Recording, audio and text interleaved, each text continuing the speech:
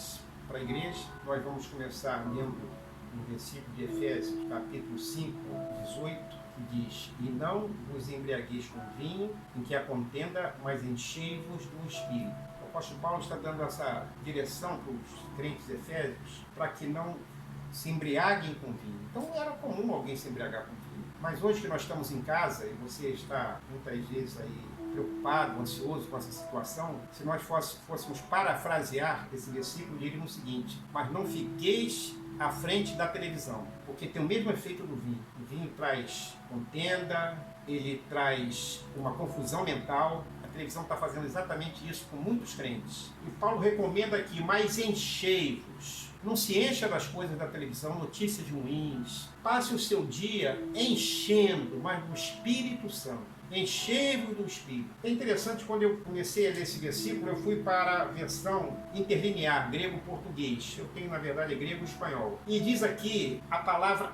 em que há contenda, né? Com vinho em que há contenda. Olha só, o vinho em que há, nele há contenda. É a mesma, essa partícula em, é a mesma para enchei-vos do Espírito. Enchei-vos do Espírito. Mas, na verdade, é a mesma partícula. Então, se nós traduzíssemos ao pé da letra, seria enchei-vos no Espírito, não com o Espírito ou do Espírito. Então, isso significa o seguinte: que se você for lá para João, preste atenção, que eu quero comunicar a você. João capítulo 4, versículo 24, aquela passagem que o Senhor Jesus conversa com a mulher samaritana e ele tem um diálogo com ela e diz que naquele momento Deus não seria adorado nem no Monte Gerizim, nem no Monte Horebe, mas ele seria adorado no Espírito, no Espírito. Esse no ou esse em é a mesma partícula. Então significa que eu encontrei apenas em uma Bíblia essa tradução, que normalmente na nossa Bíblia está escrito enchei-vos do Espírito. Aí a gente traduz como do Espírito Santo, se encha do Espírito.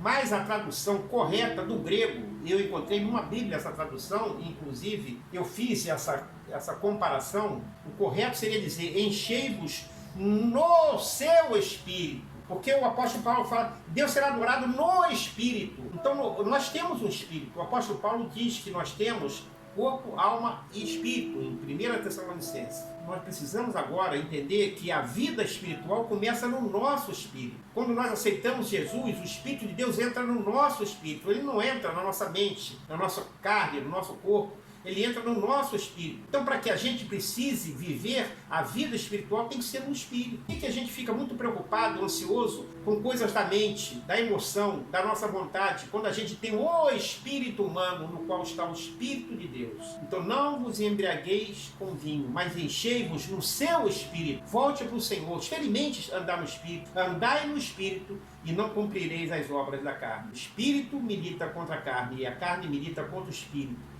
Então nós precisamos aprender a andar no Espírito, no nosso Espírito. É lá que está o Espírito de Deus. Se nós aprendermos a andar diariamente no nosso Espírito, toda ansiedade, toda preocupação, todo medo vai embora. Porque o Espírito de Deus habita no nosso Espírito. Que Deus abençoe.